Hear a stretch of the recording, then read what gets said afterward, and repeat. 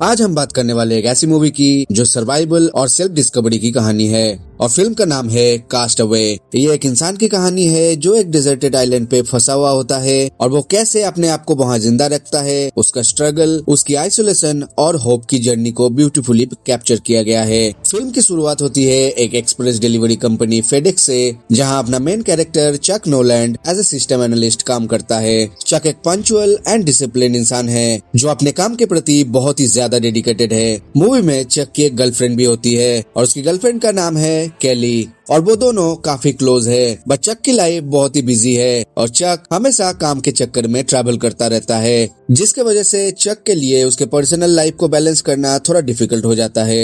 एक Christmas ewe के दिन चक को एक अर्जेंट डिलीवरी के लिए रसिया जाना पड़ता है। ये एक सडन ट्रिप होती है। ट्रिप में जाने से पहले वो कैली से एक बार मिलता है और इस सीन में उनके बीच एक रोमांटिक कॉन्वर्सेशन को दिखाया गया है। चक प्रॉमिस करता है कि वो ट्रिप से जल्दी लौटेगा और कैली उसको एक गिफ्ट देती है जो चक अपने बैग में रख लेता है। और ये सीन चक और कैली के बीच लास्ट इंटरेक्शन होता है। चक फ्लाइट लेके निकलता है और यही से शुरू होती है फिल्म की एक्चुअल जर्नी। उस फ्लाइट में एक टेक्निकल इशू आता है और वो प्लेन एक स्टॉर्मी वेदर से फ्लाई कर रहा होता है। तभी सडनली वो प्लेन क्रैश हो जाता है।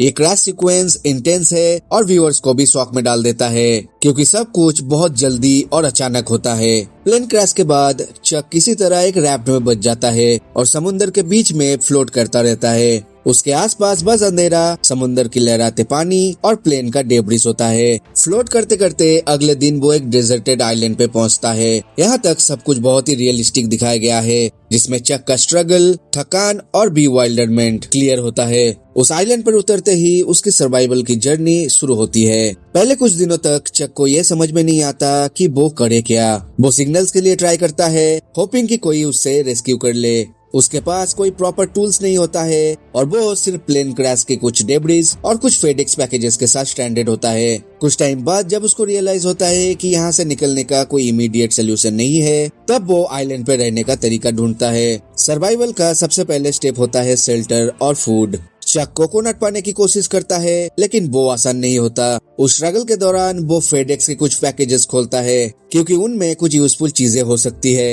एक पैकेज में उसको एक वॉलीबॉल मिलता है जिसका नाम वो विल्सन रख देता है और विल्सन उसका कंपेनियन बन जाता है जो उसके मेंटल स्टेट का एक अजीब तरीका का सिंबल है। चक इससे बातें करता है, अपने इमोशंस शेयर करता है और विल्सन उसके सॉलिट्यूड का एक कंपेनियन बन जाता है। चक और विल्सन का ये रिश्ता ये दिखाता है कि इंसान को फिजिकल से ज्यादा मेंटल स्ट्रेंथ की जरूरत होती है और कैसे आइसोलेशन एक इंसान को इम्पैक्ट करता है। अगले कुछ सीन में चक अपने बेसिक सर्वाइवल स्किल्स को डेवलप करता है। वो एक केव बनाता है अपने शेल्टर के लिए और वो प्रिमिटिव मेथड्स को यूज करके आग जलाना भी सीख जाता है और फिशिंग करके अपने लिए फूड अरेंज करता है।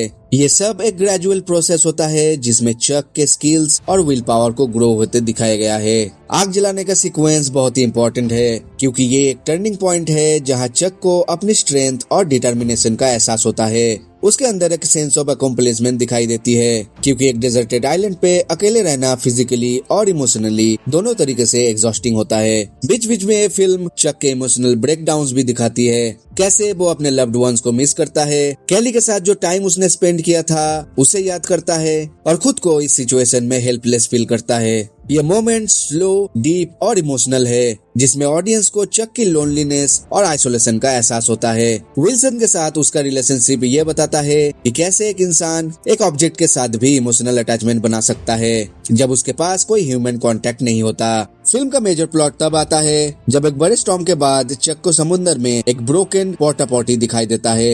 ये पोर्टा पॉटी का पीस उसके लिए एक नई होप लेके आता है क्योंकि इससे वो एक रैफ्ट कंस्ट्रक्ट कर सकता है। चक ने पहले भी इस आइलैंड से एस्केप करने की कोशिश की थी पर वो फेल हो गया था, लेकिन अब इस पोर्टा पॉटी के पीस के वजह से उसके पास एक रियल चांस है। ये मोमेंट सिग्निफिकेंट है क्योंकि ये चक के डिटर्मिनेशन और होप को रिप्रेजेंट करता है। उस आइलैंड पे इतना वक्त बिताने के बाद उसके अंदर एक छोटी सी होप जिंदा रहती है कि वो वापस सिविलाइजेशन में जा सकता है। चक अपने रैफ्ट को प्रिपेयर करता है और विल्सन के साथ निकल पड़ता है समुद्र में, पर यह जर्नी बहुत ही डेंजरस हो जाती है। समुद्र के बीच में अकेले ही वो तूफान और लहरों का सामना करता है और विल्सन भी उसके साथ होता है। लेकिन एक दिन विल्सन पानी में गिर जाता है और चक उसे वापस ला नहीं पाता। ये मोमेंट बहुत ही हार्ट ब्रेकिंग है क्योंकि विल्सन के जाने के बाद चक बिल्कुल अकेला फील करता है। विल्सन उसका ओनली कंपेनियन था और उसे खो देना एक बहुत बड़ा इमोशनल लॉस है चक के लिए। फाइनली चक को एक कार्गो शिप रेस्क्यू करती है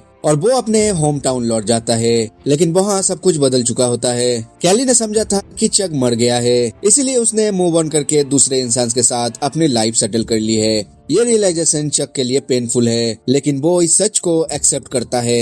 ये पार्ट फिल्म के इमोशनल कोर को टच करता है, जहाँ चक फिजिकली तो बचा लिया गया है, लेकिन उसका इमोशनल लॉस अभी भी उसके साथ है। फिल्म का फाइनल सीन एक सिंबॉलिक मोमेंट होता है। चक एक क्रॉस रोड पे खड़ा होता है। एक तरह से ये उसकी लाइफ की नया चैप्टर का इंडिकेशन है। आइलैंड पे सरवाइव करने के बाद वो मेंटली स्ट्रांग बन गया है और अब उसके पास मल्टीपल डायरेक्शंस है जहां वो अपनी जिंदगी को ले जा सकता है। यहीं पे फिल्म खत्म होती है, living viewers with the thought of hope, survival and inner strength. ये फिल्म एक एक्स्ट्राऑर्डिनरी जर्नी है एक इंसान की जो नेचर के अगेंस्ट स्ट्रगल करता है, अपनी आइसोलेशन से लड़ता है और अपने अंदर की स्ट्रेंथ को डिस्कवर करता है।